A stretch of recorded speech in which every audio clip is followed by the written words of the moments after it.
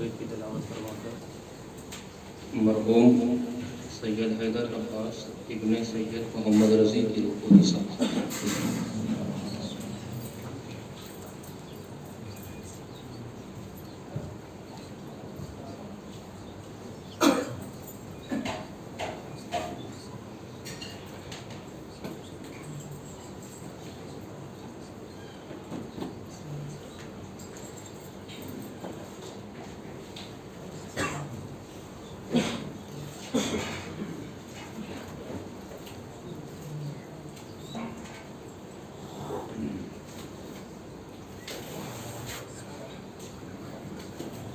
لا حول ولا قوة إلا بالله العلي العظيم.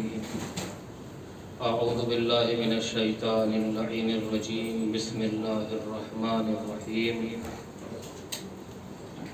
الحمد لله الذي كان موجودا قبل حدوث الأشياء ويبقى بعد فناء الأشياء. ثم الصلاة والسلام على نبيه القرشي المكي الهاشمي مولانا و مولا الثقلین محبوب رب المشرقین والمغربین جد الحسن والحسین ابی القاسم محمد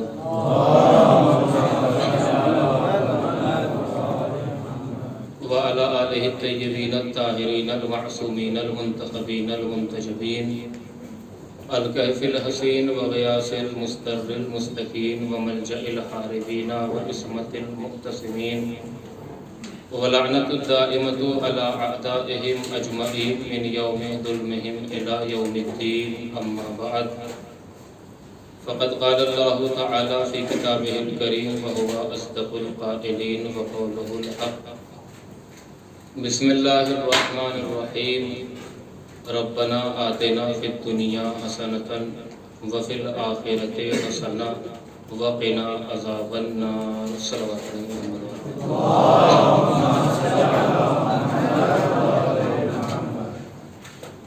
اعزائے گرامی، بزرگان عزیز، علماء ذوی احترام،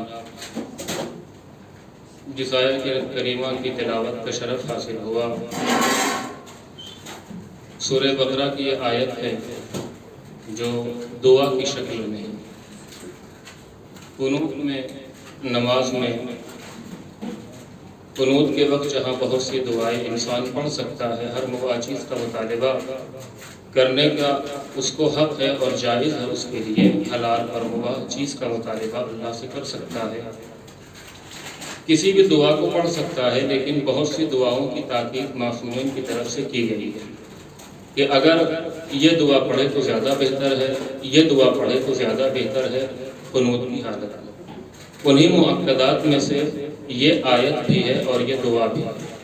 معصومین نے کہا کہ اس کو پڑھیں تو بہتر ہے ربنا آتنا فی الدنیا حسنۃ وفی الآخرۃ حسنۃ وقنا عذاب النار، کہ اے پروردگار، جو اللہ نے مختلف گروہوں کی خصوصیات اور ان کے کردار کو بیان کیا ہے، ان کے مطالبے کو بیان کیا ہے اس سے پہلے کی آیات میں، تو اس آیت میں کیا ارشاد ہوا کہ بعض افراد وہ ہیں جو اللہ سے بارگاہ الہی میں ہاتھوں کو بلند کر کے کہتے ہیں پروردگار ہمیں دنیا میں بھی نیکی عطا فرما، ہمیں دنیا میں بھی بھلائی سے نواز اور ہمیں آخرت میں بھی نیکی عطا فرما، ہمیں آخرت میں بھی بھلائی سے نوازنا، وقنا عذاب النار، اور اے پروردگار، اے رب العزت، ہمیں جہنم کے عذاب سے محفوظ رکھنا، ہمیں جہنم کے عذاب سے بچانا. عزیزو، یہ آیت بڑی مشہور و معروف ہے، قنوت میں عموماً اس کی تلاوت کی جاتی ہے. اگر آیت کے ظاہری معنی میں غور کیا جائے تو دو چیزوں کا تذکرہ صراحتاً آیت کے اندر، ایک دنیا اور دوسرے آخرت، جن کا مطالبہ بندے کی طرف سے، اور اس کے بعد آخر میں جو مطالبہ ہے وہ کس چیز کا ہے کہ ہمیں جہنم کے عذاب سے بچانا. اب عزیزو، اصل بات کی طرف سے آنے سے پہلے مولا کائنات کی حدیث کا سہارا لیتے ہوئے جنت اور جہنم کا ذکر کرنا چاہتا ہوں. شاید میں نے پہلے بھی آپ کے سامنے متعدد بار اس حدیث کو پڑھا. عزیزو، عموماً جب جنت کی بات آتی ہے یا جہنم کی بات آتی ہے تو جنت کے حصول کو ایک معمولی سا تصور کیا جاتا ہے. کہ جنت یعنی جو چاہے جس کی ملکیت جیسے چاہے جب چاہے اس کو حاصل کر لے، یا اسی طریقے سے اپنے آپ کو جہنم سے بچانا بڑا آسان سمجھا جاتا ہے۔ بہرحال آسان بھی ہے، لیکن اگر ہم معصومین کی دعاؤں میں غور کریں، اولیاء، انبیاء، ائمہ، تو کس طریقے سے جنت کی دعا، جنت کے حصول کی دعا ہم کو معصومین نے سکھائی ہے، اور جہنم سے بچنے کا راستہ ہم کو دکھایا کہ کس طریقے سے اپنے آپ کو جہنم سے بچانا۔ عزیز و جہاں ماہ رمضان میں دعاؤں کی قبولیت کی ذمہ داری اللہ نے لی ہے، وہیں پر شب قدر میں کیا ہے کہ ہر فقرہ جوشن کبیر پڑھنے کے بعد کیا کہنا، خلصنا من النار، یعنی اس قدر تاکید کی گئی کہ ہمیں جہنم کے عذاب سے بچانا۔ تو مولا فرماتے ہیں کہ ما شر بشر بعدہ الجنہ، کہ اگر کوئی انسان برائی کا مرتکب ہوا اور مرتکب ہونے کے بعد بہرحال توبہ کی، اسباب توبہ فراہم ہوئی، جنت میں منتقل ہو گیا، جنت پہنچ گیا، تو اس کی یہ برائی نہیں ہے۔ وما خیر بخیر بعدہ النار، اور وہ خیر نہیں ہے کہ جس کو انجام دینے کے بعد بھی انسان جہنم میں چلا جائے۔ کل نعیم دون الجنت فہو محقور وکل بلاء دون النار عافیہ، کہ اگر انسان کے قدموں میں دنیا کی تمام دولتیں ڈال دی جائیں لیکن اس کو جنت نہ دی جائے تو وہ ساری نعمتیں پست ہیں، حقیر ہیں، لیکن اگر اس کو جنت مل جائے تو اب اس سے بڑا عہدہ اس کے لیے کوئی نہیں ہے۔ اور اسی طریقے سے اگر کسی کو دنیا کی کوئی مصیبت، کوئی عذاب نہ دیا جائے لیکن جہنم کے عذاب میں مبتلا کر دیا جائے تو عزیزوں وَكُلُّ بَلَاءٍ دُونَ النَّارِ عَافِیَہ، اور اسی طریقے سے اگر کسی کو ساری مصیبتوں میں مبتلا کر دیا جائے لیکن جہنم کا عذاب نہ دیا جائے تو مولا فرماتے ہیں یہ مصیبتیں عافیت کی مانند ہو جاتی ہیں۔ تو لہذا جنت اور جہنم سے اپنے آپ کو بچانا اور جنت تک پہنچنا، اس کا فیصلہ کہاں پر ہوگا؟ دنیا میں ہو جائے گا۔ عزیزو ابھی آپ کے سامنے آگے کی منزل پہ ذکر کروں گا، یہ فیصلہ کہاں پہ ہوگا؟ دنیا میں ہوگا کہ کس کا مقدر کیا ہے۔ جو آیت کی تلاوت آپ کے سامنے کی، کیا کہ پروردگار عالم کی بارگاہ میں دعا کرتے ہیں، پروردگار ہمیں دنیا میں بھی بھلائی سے نواز، ہمیں آخرت میں بھی بھلائی سے نواز، نیکی عطا فرما۔ جب دنیا کی بات آتی ہے تو عموماً تین تصور اور تین خیال ابھر کے ذہن میں آتے ہیں۔ ایک نظریہ یہ کہ دنیا سب کچھ ہے، جو کچھ ہے دنیا ہی ہے، اس کے ماورا یا اس کے ماقبل کچھ نہیں ہے۔ ایک حادثہ ہوا، ایک اتفاق ہوا، دنیا بنی، ہم پیدا ہو گئے، اور اس کے بعد بھی کچھ نہیں ہے۔ جب جسم اور روح کا اتصال ٹوٹ جائے گا تو کچھ نہیں ہے، اس کے بعد یہ قبر، یہ حساب، یہ کتاب، یہ برزخ، یہ ساری چیزیں جو بیان کی جاتی کچھ نہیں ہے۔ لہذا جو کچھ ہے دنیا کی زندگی ہے، جیسے چاہو جیو، عیش کرو، کوئی حساب و کتاب کچھ نہیں ہے۔ ایک نظریہ یہ ہے جو ملحدانہ نظریہ ہے۔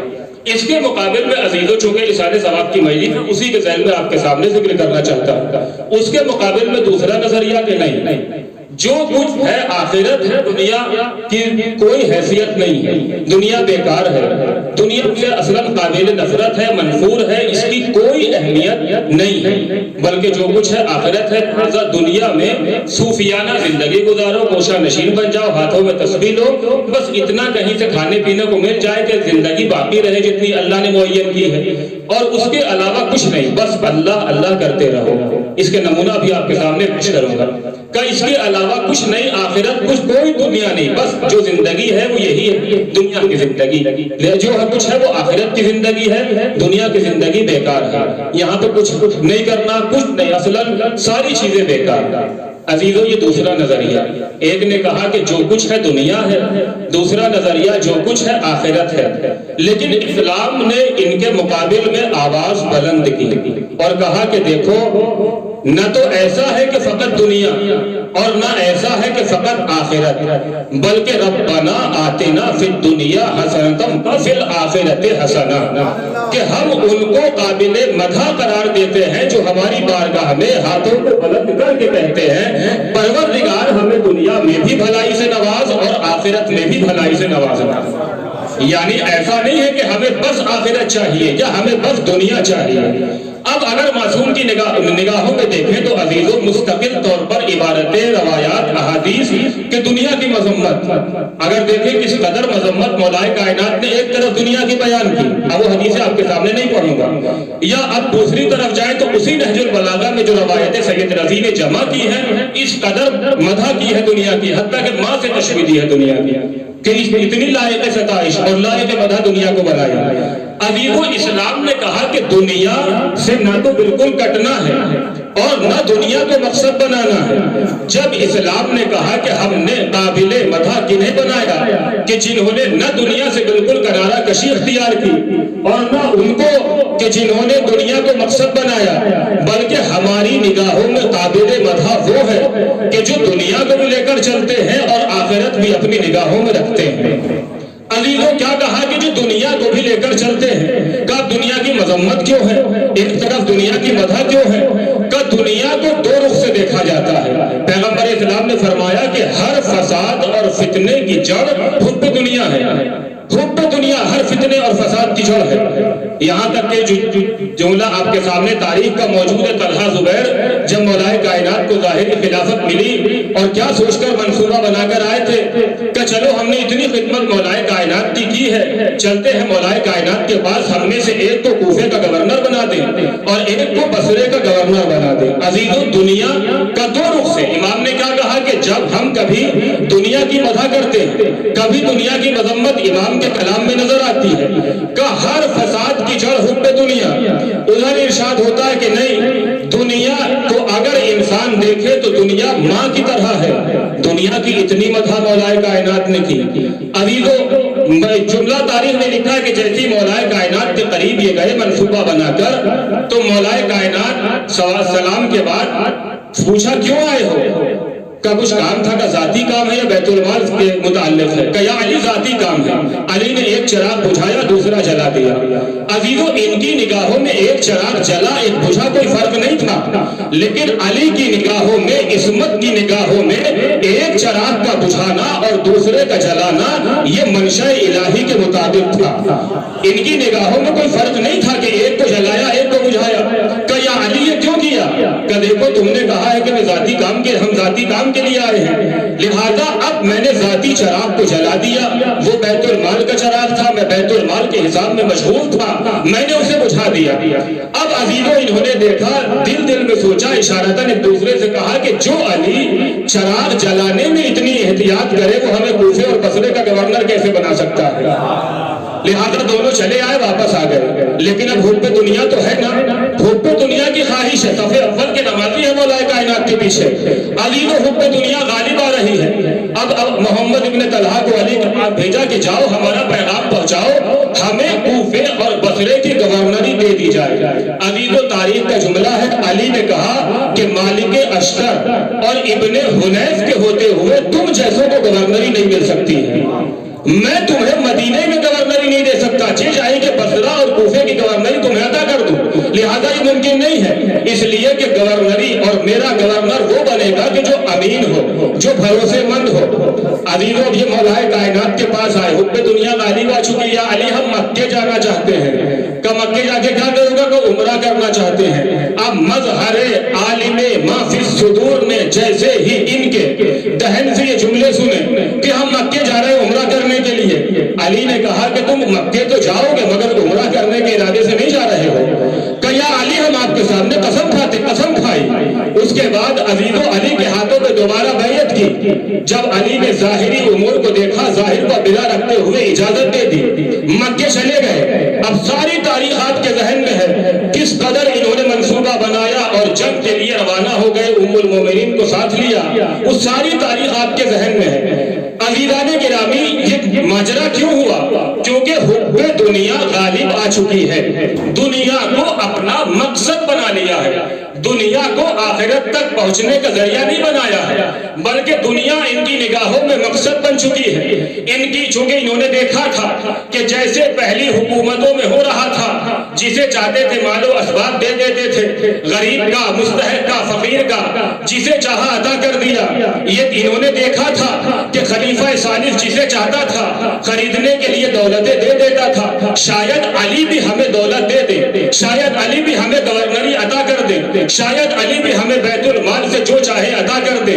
عزیزو یہی تو انہوں نے دیکھا تھا نا جب جناب ابو ذر خلیفہ ثالث کے سامنے آ کر پڑھا کرتے تھے الذین یکنزون الذھب والفضہ، کہ جو سونے چاندی کے خزانے جمع کرتے ہیں، غریبوں کا مال لوٹتے ہیں، ان پر اللہ کی لعنت ہے۔ جب جناب ابو ذر کا یہ انداز تبلیغ دیکھا، خلیفہ ثالث پریشان ہوا، اپنے غلام کو بلایا، بلانے کے بعد کہا یہ صدقوں سے بھری ہوئی تھیلی ہے، جا کے ابو ذر کو دے دے، اگر ابو ذر نے لے لی تو میں تجھے آزاد کر دوں گا۔ عزیزو اس کے ذہن میں تھا کہ یہ تو بڑا اچھا موقع ہے، مال کون ٹھکراتا ہے، مال کون قبول نہیں کرتا۔ فوراً یہ غلام چلا، خوشی کے عالم میں جناب ابو ذر کے قریب آیا۔ عزیزو جناب ابو ذر سے کہتا ہے ابو ذر یہ حاکم وقت نے آپ کے لیے ہدیہ بھیجا ہے، آپ کے لیے تحفہ بھیجا ہے۔ جناب ابو ذر نے کہا میں غریب اور مسکینوں کا مال لینا گوارا نہیں کرتا ہوں، یہ مستحق کا مال ہے، مستحق کو عطا کیا جائے۔ یہ غلام خلیفہ ثالث کو پریشان ہو گیا کہ عجب معاملہ ہے جو مال کو ٹھکرا رہا ہے۔ میں کہوں گا تو نے ابھی غلامی دیکھی نہیں ہے، یہ عثمان یا خلیفہ دوم کے غلام نہیں ہے کہ جو فقیروں کا مال لوٹ کر غریب بن جاتے ہیں، بلکہ یہ علی کے در کا غلام ہے کہ وہ علی کے جس کے بارے میں معاویہ کہتا ہے کہ اگر شب کے سناٹے میں علی کو سونے کا پہاڑ دیا جائے تو سورج طلوع ہونے سے پہلے غریبوں میں تقسیم کر دے گا۔ ایک صلوات پڑھیں محمد و آل محمد۔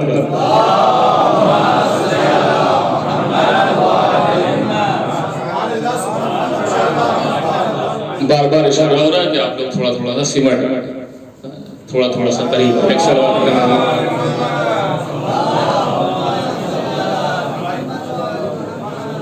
ایک اور صلوات پڑھیں محمد۔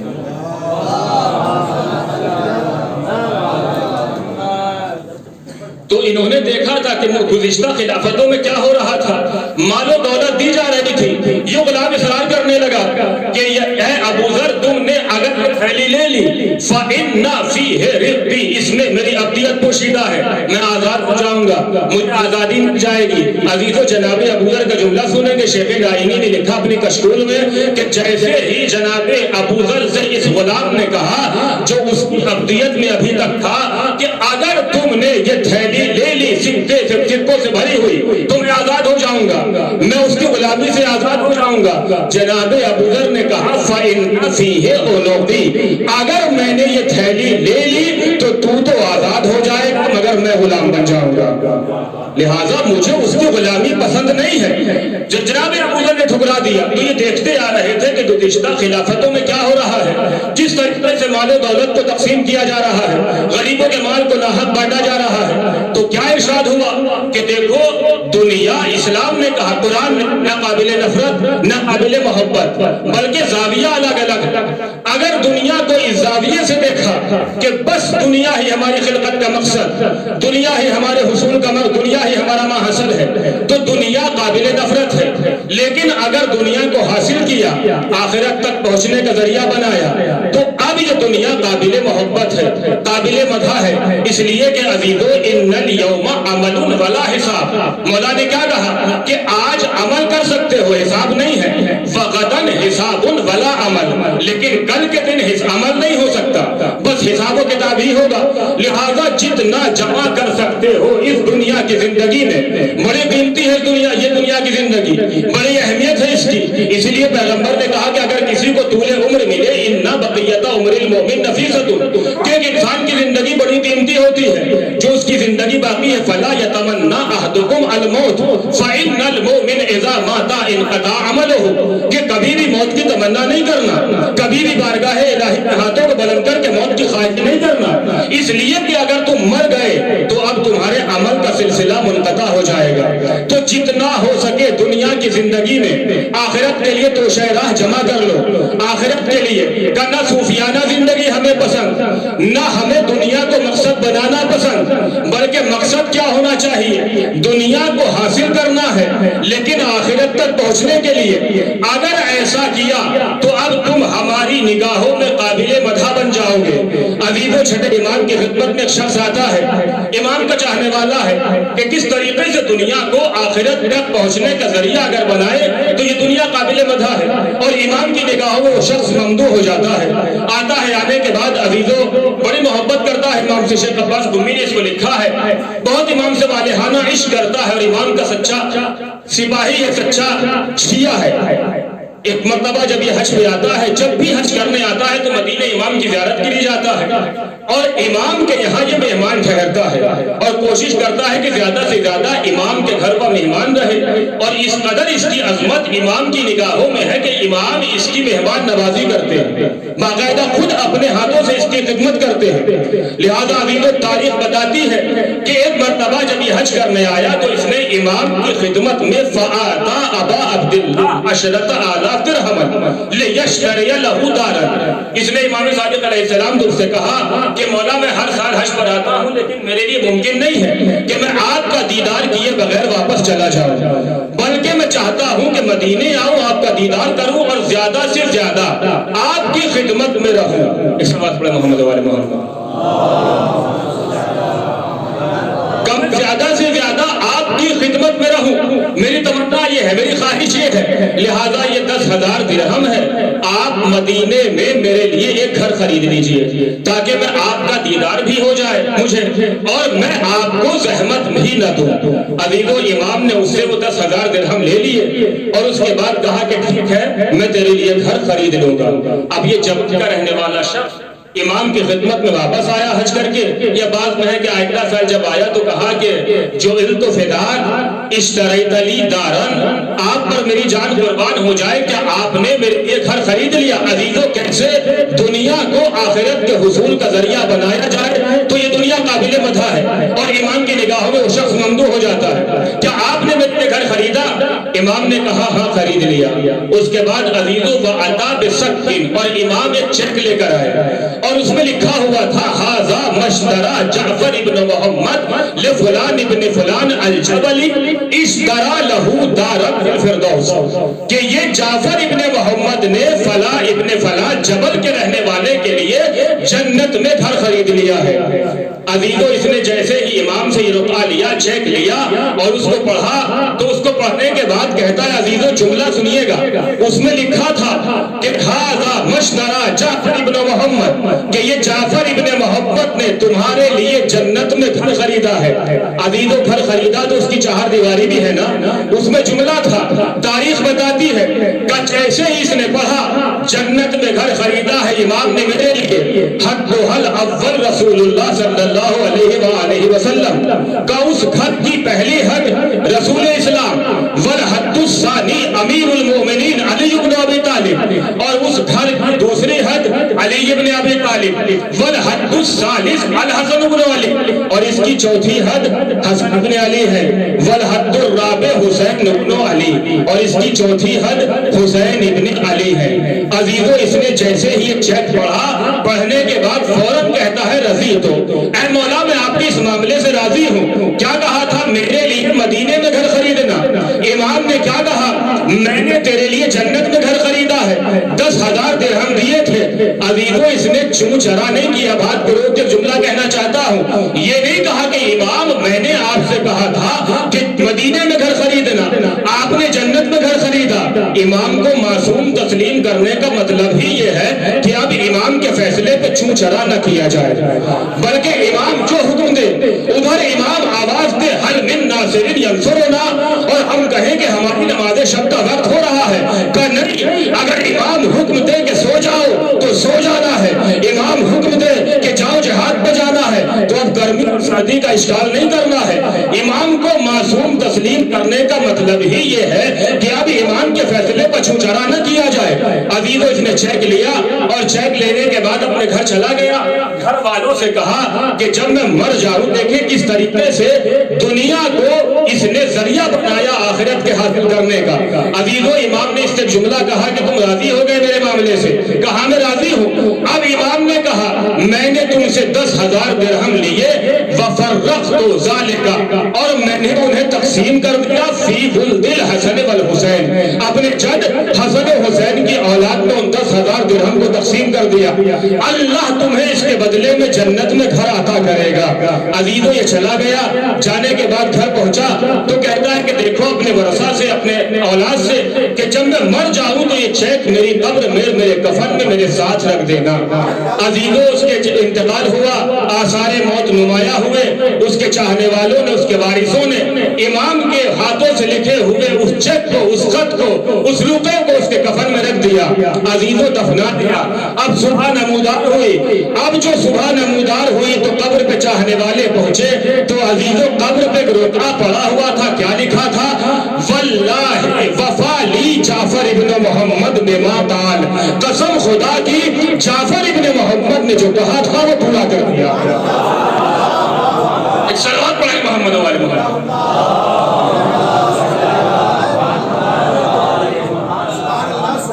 جعفر ابن محمد نے جو کہا تھا وہ پورا کر دیا ہے۔ تو آپ نے دیکھا کہ دنیا کو مقصد بناؤ آخرت تک پہنچنے کے لیے، تو یہ دنیا قابل مذمت ہے اور دنیا کا حصول قابل مدح ہے، لیکن اگر علی خان نے کتابی دنیا کو مقصد بنا لیا، اسی لیے جو تھے جب امام صادق کی خدمت میں شخص آیا اور آنے کے بعد کہا یا علی مجھے مال سے محبت ہے، مجھے دنیا سے محبت ہے اور بڑا لگاؤ ہے، تو امام نے کہا یہ بتاؤ تمہارے پاس جو مال ہے تم کیا کرتے ہو اس کا؟ مولا حج کرتا ہوں، غریبوں میں تقسیم کرتا ہوں اور جتنا ہوتا خمس و زکات سارے فرائض انجام دیتا ہوں۔ امام نے کہا پھر یہ حب دنیا نہیں، یہ تو حب آخرت ہے، اس لیے کہ مال کو جمع کرنے سے منع نہیں کیا گیا، حلال طریقے سے جتنا جمع کرو، لیکن اس کا مصرف صحیح ہونا چاہیے۔ تو مقصد کیا ہے کہ امام اگر کوئی فیصلہ کرے کہ دنیا کو حاصل کرو لیکن آخرت تک پہنچنے کے لیے اب چوں چرا نہیں کرنا ہے۔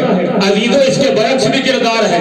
خواجہ حسن بصری بڑے صوفیانہ زندگی ہے نا، کیا ہے جب جنگ صفین میں مولائے کائنات کے ساتھ آئے، آ تو گئے، مولائے کائنات نے جیسی جنگ ہونا شروع ہو، جیسے جنگ شروع ہونا چاہتی ہے عزیزوں فوراً یہ آئے مولائے کائنات کے پاس، دیکھیے گا کش فکری، فوراً آنے کے بعد کہتے ہیں یا علی مجھے لڑنے سے ڈر نہیں لگتا، مجھے مرنے کا خوف نہیں ہے، لیکن مسلمان کے ہاتھ مسلمان مارا جائے یہ مجھے پسند نہیں ہے۔ یا علی سامنے والے بھی مسلمان ہیں اور ادھر ہم بھی مسلمان، یہ آپ نے دیکھا یہ کج فکری ہے۔ کس سے کہہ رہے ہیں؟ علی سے کہہ رہے ہیں۔ کمبخت عزیزان گرامی اگر اس کے اندر عقل سلیم ہوتی تو یہ فیصلہ کر لیتا کہ دنیا میں کسی بھی محاذ پہ آپ اتنے یقین کے ساتھ نہیں کہہ سکتے کہ آپ کے سامنے والا غیر مسلم ہے، جتنے یقین کے ساتھ آپ علی کے مقابلے پہ آنے والے کو کہہ سکتے ہیں، اس لیے کہ علی اس شجاع کا نام ہے کہ اگر سامنے آنے والا کافر ہے اس کی نسل میں کوئی مومن پیدا ہوگا تو علی اسے بھی قتل نہیں کرتے۔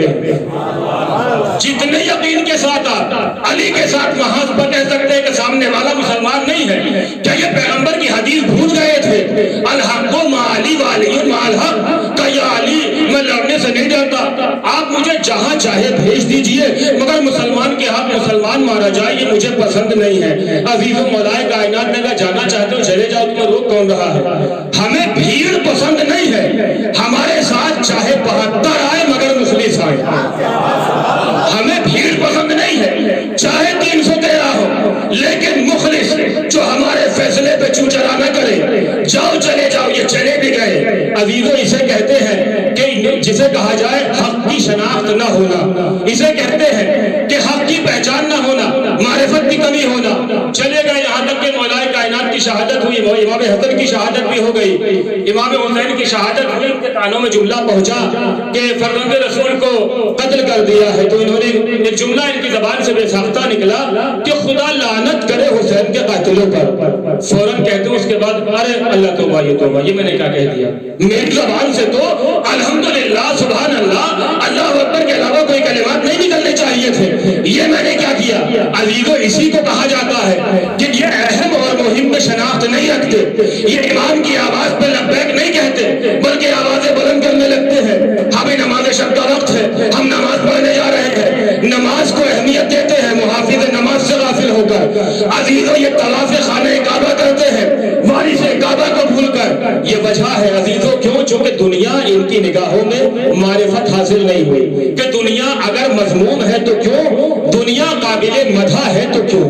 بہرحال ایک بات یاد آگے تو ذکر کرتا چلوں، مرزا شیرازی جو مجدد ہے سامرہ میں حوزے کے، تاریخ آپ کے سامنے ہے، عزیز و فتوہ تنباک بھی جو ان کا ہے، بہرحال ایک خاندانی رئیس تھے، ان کے والد بہت بڑے تاجر تھے اور بہت زیادہ دولت ان کو میراث میں ملی تھی، اچھا گھر انہوں نے بنایا اور بہترین اس کو بہرحال مرتب کیا۔ ان کا ایک دوست بھی تھا جو بہرحال زیادہ اچھی زندگی نہیں گزار رہا تھا۔ دیکھیں اسے کہتے ہیں کہ دنیا کی مذمت بھی مولا نے کی، لیکن اگر دنیا کو مقصد بنایا اور دنیا کی مدح بھی کی ہے، اگر دنیا کو آخرت تک پہنچنے کا ذریعہ بنایا۔ جب ان کا ایک دوست ہے وہ روز ان سے ملنے کے لیے آتا ہے اور آنے کے بعد کہتا ہے مرزا یہ دولت، یہ شان و شوکت، یہ بنگلہ، یہ قالین، یہ کارپیٹ، یہ صوفہ، یہ ساری چیزیں تمہیں زیب نہیں دیتی ہیں، تم مرجع وقت ہو، لہذا زاہدانہ زندگی گزارو۔ عزیزو یہ ایک بڑی مصیبت ہوتی ہے آج کے زمانے میں مرجع کی، تو اسے عوام نصیحت کرتے ہیں۔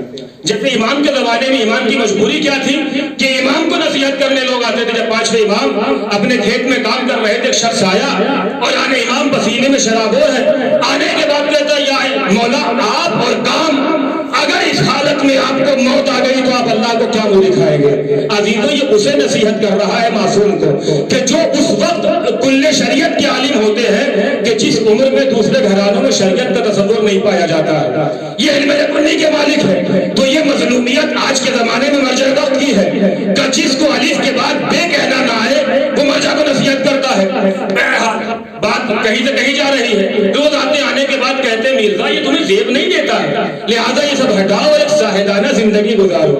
مرزا شیرازی بہرحال یہ بھی ایک نتیجہ ان کے اس واقعے سے ملتا ہے کہ ہر مریض کا علاج ایک لاٹھی سے نہیں کیا جاتا، بلکہ برس کی شناخت ہو جائے اس کے بعد پھر اس کا علاج کیا جائے۔ ہر کسی کا علاج ایک چیز نہیں ہے بلکہ الگ الگ نسخے ہو سکتا ہے، کسی روایت سے کسی کا علاج ہو جائے، کسی روایت سے کسی کا علاج ہو جائے۔ جو کلے میں ناسو علاقہ کہ لوگوں کے عقلوں کے مطابق کلام کرو۔ مرزا شیرازی لوگ اس کی باتوں کو سنتے ہیں، کچھ نہیں کہتے۔ جب بہرحال ایک دن گزر گئے اور یہ اپنی بات میں بڑے مستحکم ہے، روز آتے نصیحت کرتے ہیں، تو جیسے ایک عصا ساتھ میں لے کے آتے ہیں، مرزا یہ اپنا عصا رکھ دیتے ہیں کسی کونے میں اور مرزا شیرازی کے پاس میں آ کے بیٹھ جاتے ہیں۔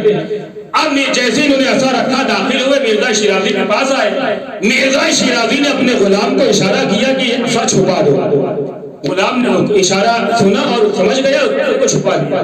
بہرحال یہ حسب دستور ثابت آئے، نصیحت کی، سمجھایا کہ مرزا یہ زیب نہیں دیتا، یہ قضا، یہ ساری باتیں کی۔ اب جانے لگے۔ اب جو جانے کا وقت آیا تو عزیزو چونکہ عصا لے کر آئے تھے، ادھر دیکھا ادھر دیکھا، عصا نظر نہیں آتا، لکڑی کا عصا، سندل کی لکڑی کا عصا ڈھونڈ رہے، تلاش کر رہے، مل نہیں رہا ہے۔ اب ان کا پارا گرم ہونے لگا۔ اب جب ان کی پیشانی پر بل پڑنے لگے اور کہنے لگے مرزا یہ عصا بڑا قیمتی ہے، سندل کی لکڑی کا ہے، میں نے ہندوستان سے منگوایا تھا، یہ تم نے کیا کیا؟ میرا عصا غائب ہو گیا۔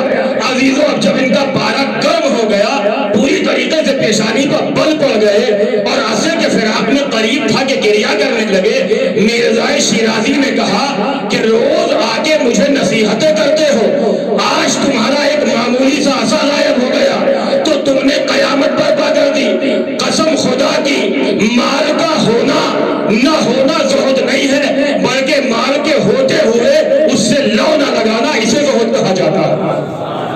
اس وقت مرزا شیرازی نے کہا کہ اگر اس پورے گھر میں، بنگلے میں آگ لگ جائے، خاکستر ہو جائے، مجھے ذرہ برابر بھی افسوس نہیں ہوگا، اس لیے کہ میں نے مال جمع کیا ہے تو دنیا میری مقصد نہیں ہے، بلکہ دنیا کو آخرت تک پہنچنے کا ذریعہ بنایا ہے۔ مقصد دنیا نہیں ہے عزیزو، زہد مال کا نہ ہونا نہیں ہے، بلکہ مال کے ہوتے ہوئے دنیا کو مقصد نہ بنانا کمال ہے، کہ دنیا کو مقصد نہ سمجھا جائے۔ کیونکہ عزیزو مولا کا جملہ ہے الزہد کلہ بین کلمتین فی القرآن، کہ قرآن نے زہد کو سمیٹ دیا ہے 2 جملوں کے اندر، لِکَیْ لَا تَأْسَوْا عَلَىٰ مَا فَاتَکُمْ وَلَا تَفْرَحُوا بِمَا آتَاکُمْ، کہ اگر کوئی چیز ملے اور فوت ہو جائے، کھوئی جائے تو اب کفِ افسوس نہ ملنا، اور اگر کوئی چیز مل جائے تو اترانا نہیں، اگڑنا نہیں۔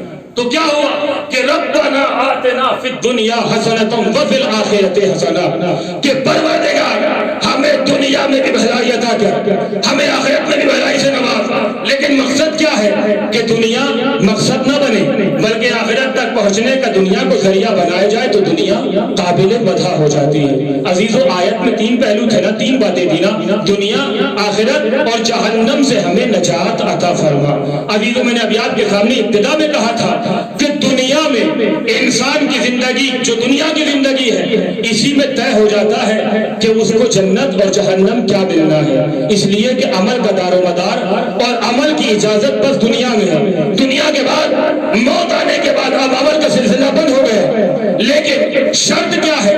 جب دنیا میں عمل کرنا تو عمل بارگاہ الہی میں قبول ہونا چاہیے۔ یعنی عزیزو شرط کیا ہے کہ عمل کی جزا، اگر تم نے دنیا میں عمل کی ہم تمہیں جنت میں خالدین فیہا، ہر جنت میں ہمیشہ کے لیے، اگر دنیا میں برا عمل کیا جہنم میں ہمیشہ کے لیے چلے جاؤ گے۔ عزیزو پیغمبر اسلام کے پاس ایک شخص آتا ہے اور آنے کے بعد کہتا ہے کہ یا علی یا رسول اللہ، انسان دنیا کی زندگی میں زندگی گزارتا ہے 70 سال 80 سال، لیکن اگر اس نے نیک عمل کیا تو ہمیشہ کے لیے جنت، اور اگر برا عمل کیا اس 70-80 سالہ زندگی میں تو ہمیشہ کے لیے جہنم۔ حالانکہ ہونا تو یہ چاہیے تھا کہ اس کو عمل کے اعتبار سے جنت و جہنم میں رکھا جاتا۔ یہ کیا ماجرا ہے؟ عمل کی مقدار کم لیکن جنت ہمیشہ کے لیے، برے عمل کی مقدار ایک مدت معین لیکن ہمیشہ کے لیے جہنم۔ اولئک هم فیہا خالدون کا مصداق بن گئے۔ عزیزو پیغمبر اسلام نے فرمایا خلدہ فی النار علی نیتہ فنیتہ فی ذالک شر من عملہ، کہ جب برے عمل کا انجام دینے والے کو جہنم میں ڈالا گیا تو اسے اس کی نیت کی بنا پر، اس لیے کہ اگر اسے دنیا کی زندگی عطا کی جاتی ابدی تو وہ کافر مشرک ہی رہتا، لہذا نیت کے اعتبار سے اسے جہنم میں ڈالا گیا۔ فَكَذَلِكَ يُخَلَّدُ مَنْ فِي الْجَنَّةِ، اور اسی طریقے سے کہ جسے جنت میں ڈالا گیا ہمیشہ کے لیے جنت میں رہے گا۔ فَنِيَتُهُ فِي ذَلِكَ خَيْرٌ مِّنْ عَمَلِهِ، اور اس کے عمل میں اس کی نیت زیادہ مناسب ہے، اس لیے کہ بِأَنَّهُ يَنْوِي لَوْ بَقِيَ فِي الدُّنْيَا أَيَّامَهَا لَأَطَاعَ اللَّهَ أَبَدًا، کہ اس کی نیت یہ تھی کہ اگر ابدی زندگی مل جائے تو تب بھی وہ نیک عمل انجام دے گا، توحید و رسالت و امامت کے عقیدے پر باقی رہے گا۔ لہذا نیت کے اعتبار سے جنت اور جہنم، عمل کا سلسلہ کا دنیا میں عمل انجام دینا، آخرت تک پہنچنے کا ذریعہ بنانا، لیکن شرط کیا ہے؟ شرط یہ ہے کہ جیسا عمل ہوگا اسی کے اعتبار سے جزا ملے گی، اسی کے اعتبار سے جنت و جہنم کا فیصلہ ہوگا۔ عزیزو اب آپ نے سمجھا، اب آپ نے غور کیا کہ جب عزیزو پیغمبر اسلام کے گھر میں فاطمہ نے اپنے ہاتھوں سے روٹیاں بنائی اور ان روٹیوں کو مسکین و یتیم و فقیر کو عطا کر دیا۔ عزیزو سورہ دہر روٹیوں کے جانے کے بعد گھرانے فاطمہ میں نازل ہو گیا۔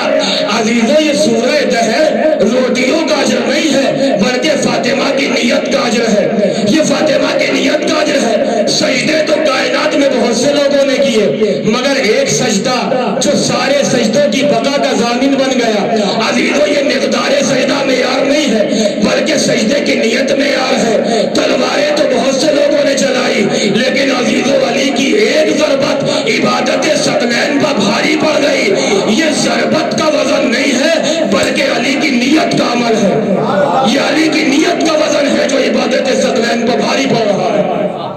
صلوات پڑھیں محمد و آل محمد۔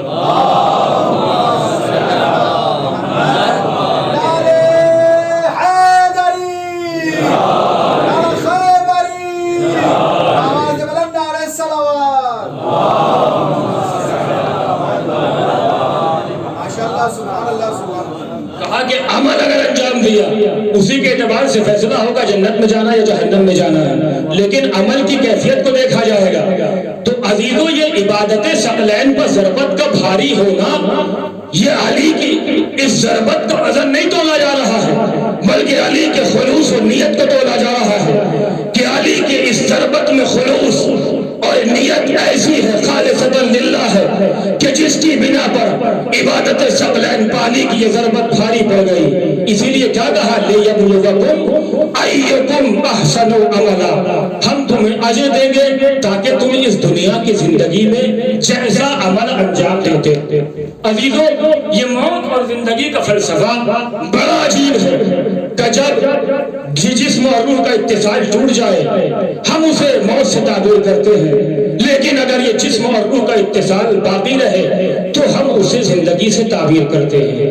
عزیزو ظاہری تعبیر یہ ہے بھی کہ اگر جسم اور روح میں اتصال ہے ہم زندگی سے تعبیر کرتے ہیں، اگر گیا ہم اسے موت سے تعبیر کرتے ہیں، لیکن قرآن نے ہمیں اس کی برعکس بھی ہم کو شواہدات پیش کیے کہ ہو سکتا ہے کسی کے یہاں جسم اور روح کا اتصال ہو مگر پھر بھی وہ مردہ ہو، چلتی پھرتی لاش ہو سکتا ہے کسی کے یہاں یہ اتصال ٹوٹ جائے مگر پھر بھی وہ زندہ ہو۔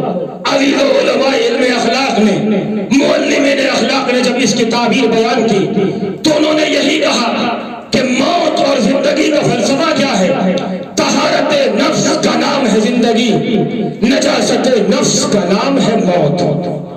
عزیزو اگر انسان کا نفس طیب و طاہر ہے، محبت اہل بیت سے مالا مال ہے، تو انسان کے جسم اور روح کا اتصال اگر ٹوٹ بھی جائے تو پھر بھی انسان زندہ کہلاتا ہے، اس کا شمار زندوں میں ہوتا ہے۔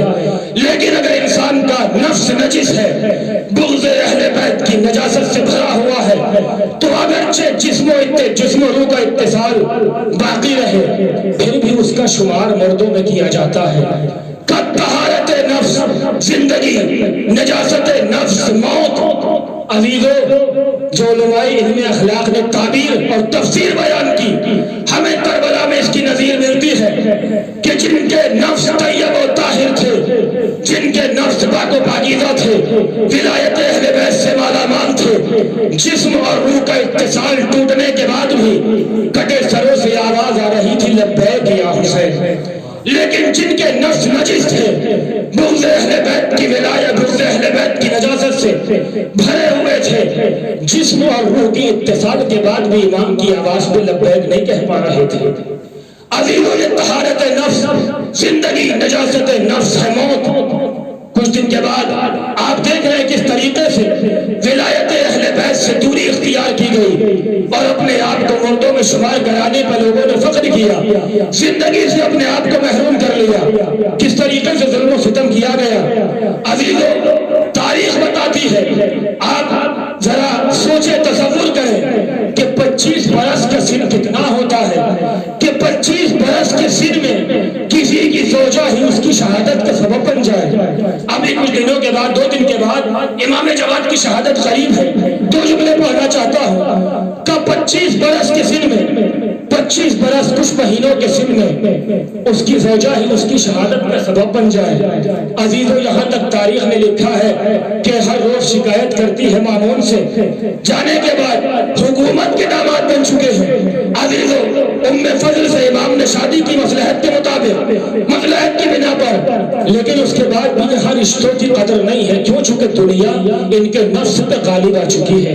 جب شکایت کی تو اپنے گمان کے مطابق تلوار کو لے کے چلا اور اپنے ارادے کے مطابق اس نے امام جواد کو قتل بھی کر دیا، لیکن وہ تو مصلحت الہی تھی کہ امام زندہ بچ گئے۔ یہاں تک کہ عزیزو وقت آتا ہے کہ مامون جب مر گیا، معتصم تخت خلافت پہ آیا اور اس نے امام جواد کو دوبارہ پھر بغداد بلایا۔ امام جواد بغداد آ چکے ہیں مدینے سے، کیسے امام رخصت ہوئے ہوں گے اپنے جد کی قبر سے، اپنی جدہ کی قبر سے؟ عزیزو اس لیے کہ نوے امام فاطمہ کی قبر سے کیسے رخصت ہوئے ہوں گے مجھے نہیں معلوم۔ جب امام کا سن 3 برس کا تھا، عزیزو امام زمین پر ہاتھ رکھے بیٹھے ہیں اور گریہ کر رہے ہیں۔ امام رضا علیہ السلام آگے بڑھے، بیٹا کیا بات ہے، کیوں گریہ کر رہے ہو؟ امام جواد نے کہا، اے بابا مجھے اپنی جدہ کی مظلومیت یاد آ رہی ہے۔ ارے کہا بنت رسول، اور کہا ان ظالموں کا ظلم، قسم خدا کی اگر مجھے موقع مل جائے میں ان کی لاشوں کو قبروں سے نکال کے ہوا میں اڑا دوں گا، میں انہیں جلا دوں گا۔ عزیزو یہ امام جواد کے دل کی تڑپ ہے نا، میری جدہ پہ کتنا ظلم کیا گیا۔ امام رضا نے کہا بیٹا صبر کرو۔ عزیزو وہ وقت بھی آیا، امام رضا کی شہادت ہوئی، امام جواد منصب امامت پر فائز ہوئے۔ عزیزو امام جواد کا بچپنا ہے، کم سنی ہے ظاہراً، امام جواد منصب امامت پر فائز ہو گئے۔ دشمن ان کے کمالات سے جلنے لگا، دشمن کو حسد ہونے لگا۔ معتصم نے بغداد بلایا، عزیزو زوجہ کے ساتھ مل کے زہر دینے کی سازش رچی گئی۔ عزیزو سازش میں کامیاب ہوئے۔ مختلف روایتیں ہیں، کھانے پر دعوت کی یا انگور میں زہر ملا کے عزیزو امام کو شہید کر دیا۔ امام ہادی مدینے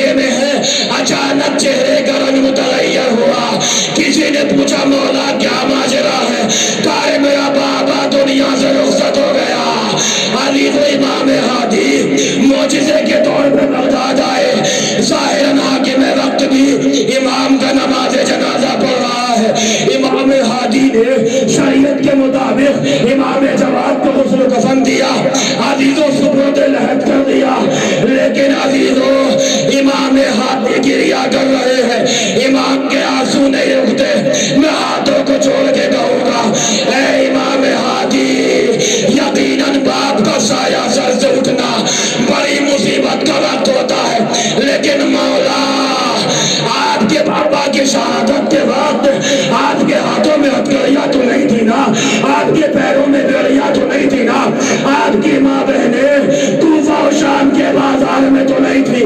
ارے ذرا سید سجاد سے پوچھے، وہ سید سجاد کہ جو اپنی ماں بہنوں کے ساتھ کوفہ و شام کے بازار میں جا رہا ہے۔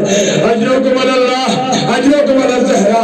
بس ازادارو آخری جملے، ارے امام ہادی ذرا سید سجاد اپنے جد کے ذوالتوفیق سے پوچھے کہ کیا کیا ظلم ہوگا۔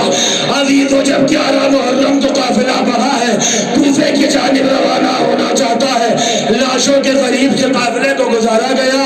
عزیزو اب جو زینب و ام کلثوم لاش حسین کو دیکھا، بے ساختہ اپنے کو پشت ناکا سے بھائی کے لاشے پر گرا دیا۔ عزیزو طواف لاش حسین کر رہی ہے، ایک مرتبہ سید سجاد نے کہا پھوپھی اماں یہ کیا ماجرا ہے؟ کہ بیٹا سجاد اماں نے وصیت کی تھی، اے بیٹا زینب میرے بیٹا حسین کو آخری وقت میں بوسہ لے لینا، میری طرف سے یہ ادا کر دینا۔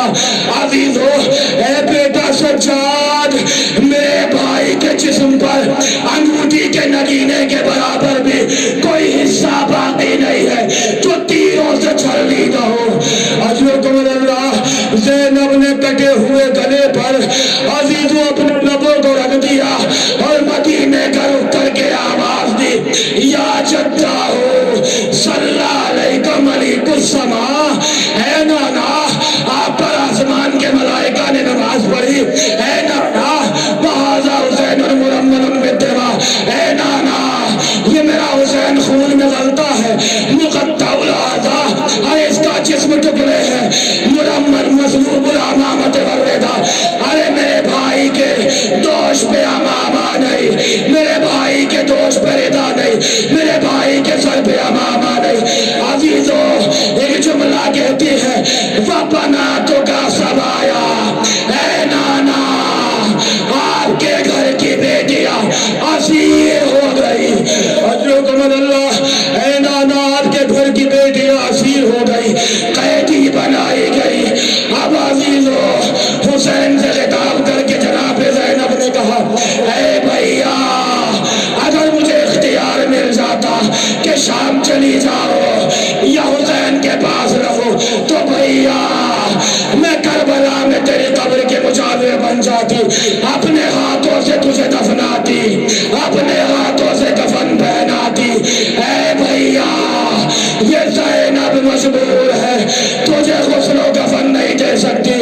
وَغُسْلُهُ دَمُهُ الْجَارِي مِنْ وَرِيدَيْهِ۔